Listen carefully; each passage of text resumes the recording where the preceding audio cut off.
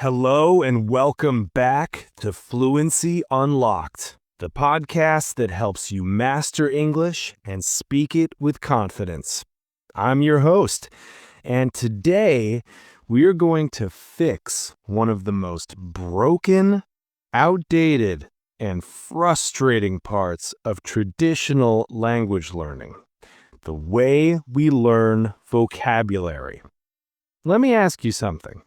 And be honest, do you have a dusty notebook somewhere filled with long, two-column lists of English words and their translations? Or maybe a flashcard app on your phone with a deck of 500 essential words that you scroll through feeling like you should know them, but they just don't stick? We have all been there. We spend hours memorizing these isolated words, feeling productive, but then comes a real conversation, and when we need that perfect word, it's just gone. If this scenario feels painfully familiar, it's because you've been sold a lie. You've been taught a method that is fundamentally flawed. Learning words from a list is like collecting puzzle pieces, but never seeing the picture on the box. You have a bag full of valuable, colorful pieces, but you have absolutely no idea how they connect to create a beautiful, coherent image. Today, we're going to throw that old method in the trash where it belongs. We're going to explore a much more powerful, natural, and effective way to learn vocabulary. Learning in context. This is the method that allows you to not just recognize words, but to truly own them so you can use them with confidence, precision, and creativity in any situation. So, what exactly do I mean by learning vocabulary in context? All right, let's dive in. And why are those traditional lists, the ones we've used since we were in school, so incredibly ineffective for achieving long-term fluency? Here's the core issue. A word in isolation is a ghost. It's a label without a life. It's just a random string of sounds or letters. The word set, for example. If I ask you what set means, what do you say? Does it mean a group of things, like a set of tools? Does it mean to place something down, like set the book on the table? Or does it mean the sun going down? The sun will set. Or maybe establishing a new world record, to set a record. Or being ready. I'm all set to go. The list goes on and on. Without context, the word is an empty vessel. It has no life, no personality, no real meaning. When you memorize from a list, you learn that empty vessel.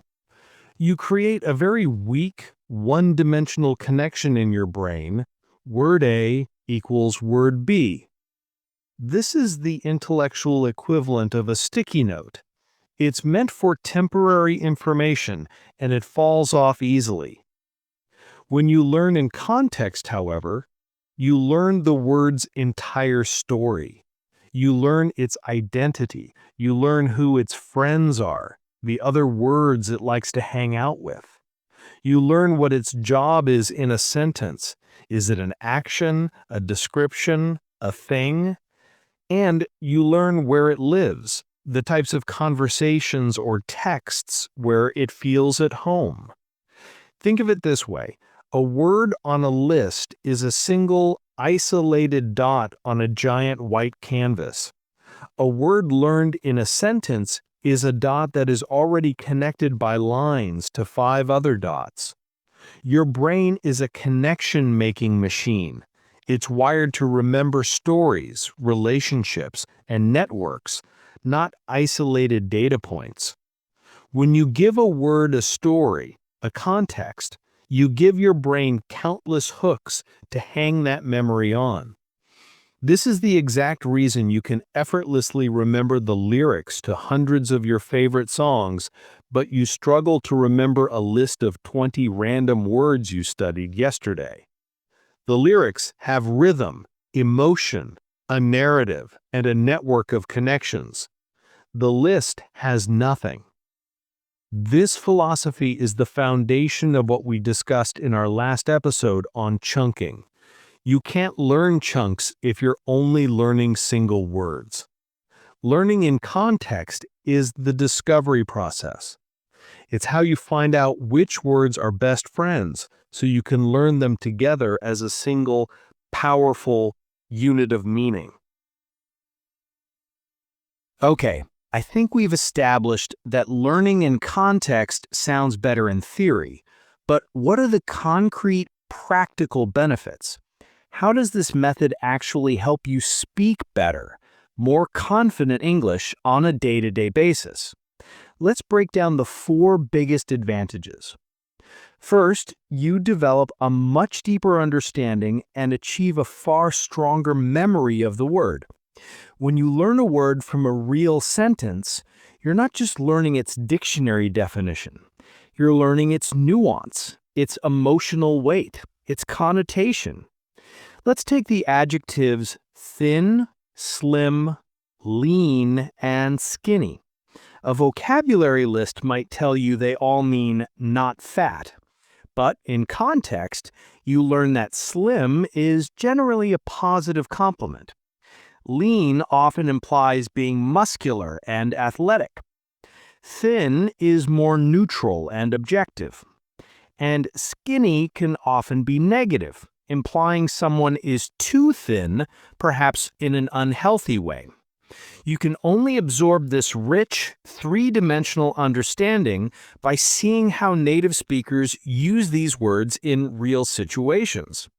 This deep, multi-layered understanding creates an incredibly strong memory trace in your brain, making the word almost impossible to forget.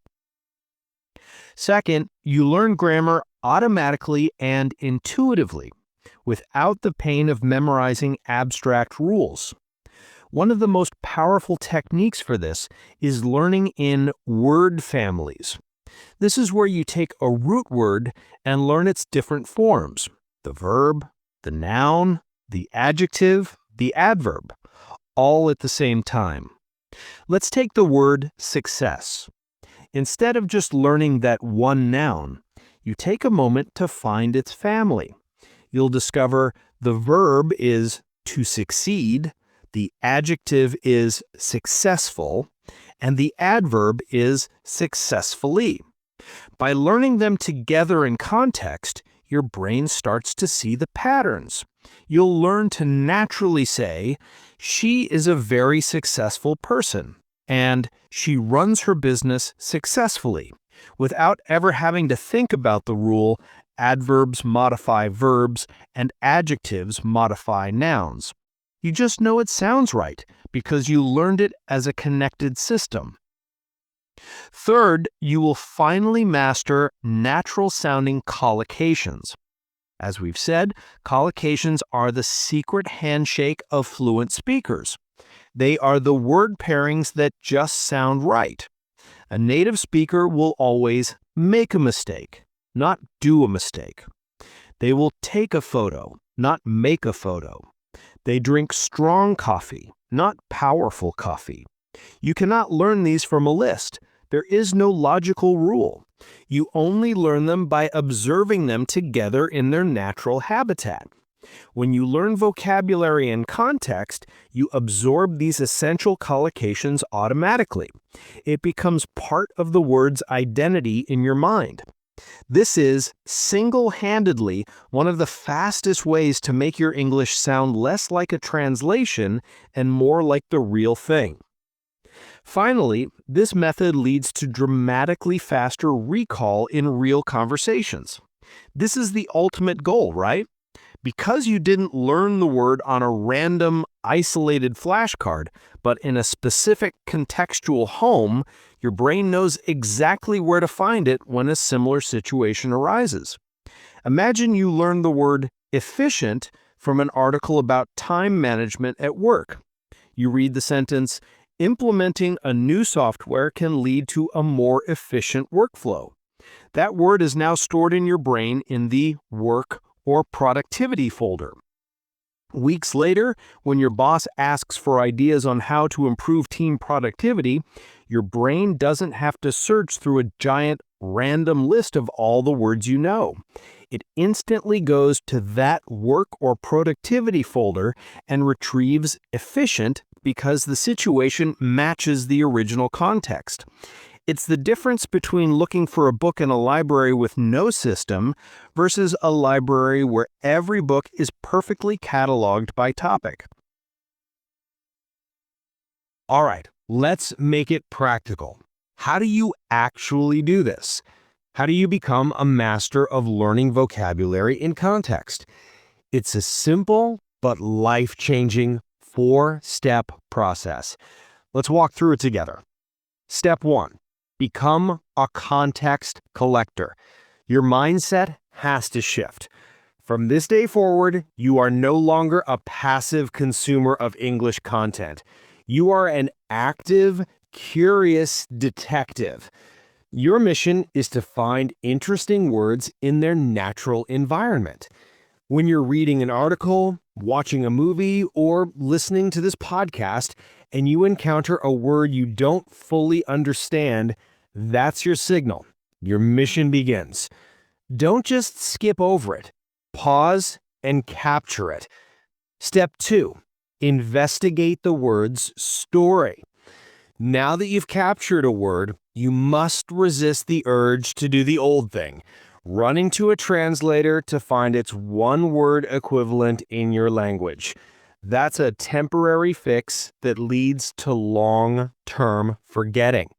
Instead, you're going to be a vocabulary detective. First, write down the entire sentence where you found it. This sentence is the word's home. It's the scene of the crime, your most important piece of evidence. Second, look up its word family. Use a good online dictionary like Merriam-Webster or the Oxford Learner's Dictionary. If you found the word sustainable, look for its verb form, to sustain, and its noun form, sustainability. Third, look for its friends, or collocations. A fantastic free tool for this is an online collocation dictionary like OSDIC or FLAX. If you look up the word challenge, you'll find its friends are verbs like face a challenge, tackle a challenge, overcome a challenge, and adjectives like a big challenge, a real challenge, a daunting challenge.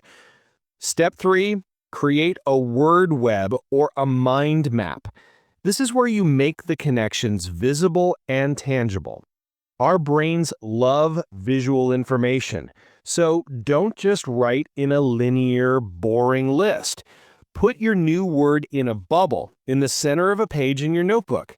Then draw branches coming off it, like a spider web. Create one branch for the word family, sustain, sustainability. Create another branch for its friends and collocations, sustainable growth, environmentally sustainable. Create a third branch for the original sentence where you first met the word, and create a fourth branch for your own personal connection. We'll get to that next. This visual map creates a rich, multi-layered network of connections in your brain, making the word incredibly sticky. Step 4, make it personal and use it.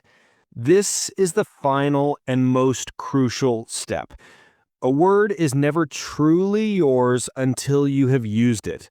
You must take the word out of the context where you found it and place it into the most important context of all, your life.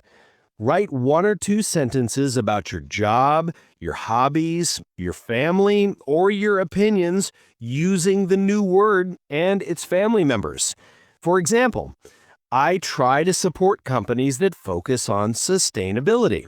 Or it's difficult to sustain my motivation to study every single day. By making it personal, you're sending a powerful signal to your brain. Hey, this word is not just random data. It is important and relevant to my life. Store it in a high priority location and don't forget it. Now, this method is a game changer. But like any new skill, there are a few common traps that learners can fall into. Let's quickly go over them so you can navigate around them and get the best results. The first trap is simply falling back into old, comfortable habits. You're busy, you find a new word, and it's just so tempting to quickly type it into a translator, get the one-word answer, and move on. You have to consciously resist this urge. Remind yourself that investing just 2 or 3 extra minutes to investigate the word's context and family will pay off 100 times over in the long run. It's the difference between planting a seed in fertile soil versus just throwing it on concrete. The second trap is ignoring the original context. Sometimes learners find a word and then they only look at the example sentences in the dictionary. While those are helpful, the original sentence where you found the word is the most powerful memory anchor because it's connected to a real piece of content that you are already engaged with. Always, always, always start there.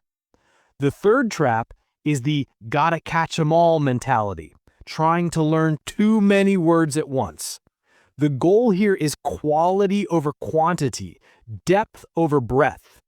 It is far, far better to deeply learn 3 to 5 new words a day using this context method than it is to skim a list of 20. Those 5 words will stick with you and become part of your active, usable vocabulary, while most of the 20 words will likely have vanished from your memory by next week. Finally, a more subtle trap is learning passive vocabulary. Be mindful of the words you choose to learn. If you're reading a complex academic paper or a 19th century novel, you might encounter words that are very rare or formal. It's fine to understand them, but ask yourself, is this a word I will realistically use in a conversation next week? Prioritize learning high-frequency, versatile words that you can put into practice immediately. So, that is the secret. That is the fundamental shift to building a vocabulary that you can actually use with confidence. Stop thinking of words as items on a shopping list. Start seeing them as characters in a story with families, friends, and a home. When you take the time to learn the whole story, that character becomes unforgettable. This approach transforms vocabulary learning from a tedious chore of memorization into a fascinating, engaging process of discovery and connection. You're no longer just collecting words. You're building a rich, interconnected web of meaning in your brain. This is what it means to truly know a word, and it's the foundation of speaking English fluently, expressively, and authentically. So, here is my challenge to you today. Don't just let this be another interesting idea you heard on a podcast. I want you to put it into action. The very next time you encounter a new English word, whether it's later today in an article, a song, or a movie, I want you to stop. Don't just look up its translation. I challenge you to create a simple mind map for it. Find its original sentence, find at least one family member, and find one friend, a collocation. And then write one single sentence that connects it directly to your life. That's it. Start with just one word the right way. Thanks for tuning in to Fluency Unlocked.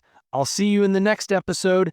And remember, Fluency in English isn't a destination, it's a daily habit. So start today.